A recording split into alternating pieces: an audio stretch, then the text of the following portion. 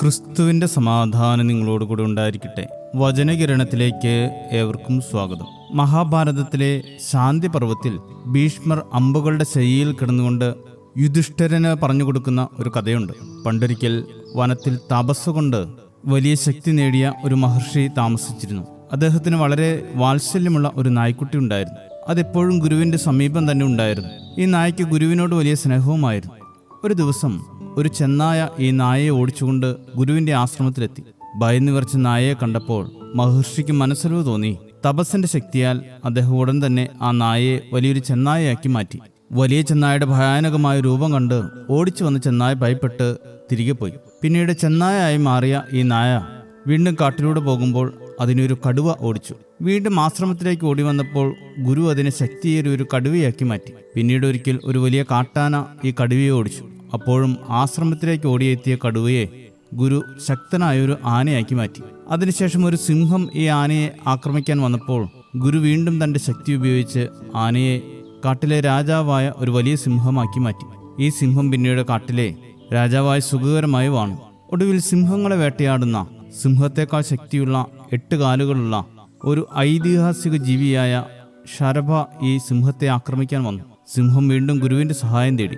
അപ്പോൾ ഗുരു സിംഹത്തെ അതിശക്തനായ ഒരു ശരഭയാക്കി മാറ്റി. ഇതോടെ ഈ ശരഭ കാട്ടിലെ ഏറ്റവും വലിയ ശക്തനായ ജീവിയായി മാറി.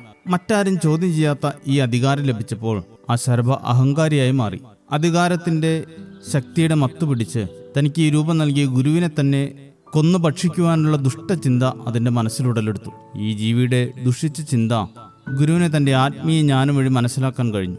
ഉടൻ തന്നെ ഗുരു ആ ശരഭത്തെ ശപിച്ചു. അദ്ദേഹം അതിൻ്റെ പഴയ രൂപമായ നായയിലേക്ക് തിരിച്ചാക്കി. തെറ്റ് മനസ്സിലാക്കിയ നായ ദയ യാചിച്ചെങ്കിലും മഹർഷി അതിനെ ആശ്രമത്തിൽ നിന്ന് ഓടിച്ചുവിട്ടു. അധികാരം കയ്യിൽ കിട്ടുമ്പോൾ ഉണ്ടാകുന്ന അഹങ്കാരത്തെക്കുറിച്ച് പറഞ്ഞു കൊടുക്കുന്ന കഥയാണിത്. ചില മനുഷ്യരുടെ കാര്യത്തിൽ ഈ കഥ എത്രയോ സത്യമാണ്. വളർത്തി വലുതാക്കിയവരെ തന്നെ തിരിഞ്ഞുകൊത്തുന്ന നന്ദികേടിൻ്റെ സ്വഭാവം ചിലരൊക്കെ കാണിക്കാറുണ്ട്. പക്ഷേ അഹങ്കാരത്താൽ എഴുന്നേറ്റ് നിൽക്കുമ്പോൾ ഓർക്കേണ്ട ഒന്നുണ്ട്. ഈ അധികാരവും ഉയർച്ചയും ഒന്നും ശാശ്വതമല്ല. ഒരിക്കൽ വീണുപോയേക്കാം. അന്ന് കൂടെ നിന്ന് സഹായിക്കാൻ ആരും ഉണ്ടായി എന്ന് വരില്ല. ദൈവം നിഗളികളോട് എതിർത്ത് നിൽക്കുകയും താഴ്മയുള്ളവർ കൃപ നൽകുകയും ചെയ്യുന്നു എന്ന ദൈവവചനം നമുക്ക് മാർഗമായിരിക്കട്ടെ. ദൈവം വലിയ കൃപ ചെയ്ത് ആരുടെയെങ്കിലുമൊക്കെ സഹായത്താൽ ജീവിതത്തിൽ എന്തെങ്കിലും നേട്ടങ്ങളൊക്കെ കിട്ടുമ്പോൾ നന്ദിയില്ലാത്ത നിഗളികളായി മാറാതെ ദൈവകൃപയിൽ ആശ്രയിച്ച് വിനയപ്പെടുന്നവരായി മാറാം. ശുഭദിനം നേരുന്നു. ദൈവം അനുഗ്രഹിക്കട്ടെ. പഠിപ്പിക്കണമീശോ, പ്രാർത്ഥന വരമെന്നിൽ നൽകണമേ ഈശോ. വചനമയച്ചെന്നെ സുഖമാക്കണമേ ഈശോ. വചനം ഘോഷിക്കാൻ വിളിയേകണമേ ഈശോ. വചനമയച്ചെന്നെ സുഖമാക്കണമേ ഈശോ. വചനം ഘോഷിക്കാൻ വിളിയേകണമേ ഈശോ. നിൻ തിരുരക്തത്താൽ കഴുകണമേ ഈശോ. നിൻ തിരുഹിതമെന്നിൽ നിറവേറ്റണമേ ഈശോ. തിരുരക്തത്താൽ കഴുകണമേ ഈശോ.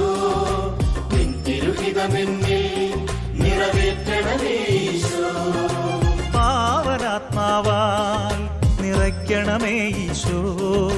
പാപഭാരങ്ങൾ അകറ്റണമേ ഈശോ. പാവനാത്മാവാൽ നിറയ്ക്കണമേ ഈശോ. പാപഭാരങ്ങൾ അകറ്റണമേ ഈശോ. നിൻ തിരുരക്തത്താൽ കഴുകണമേ ഈശോ. നിൻ തിരുഹിതമെന്നിൽ നിറവേറ്റണമേ ഈശോ.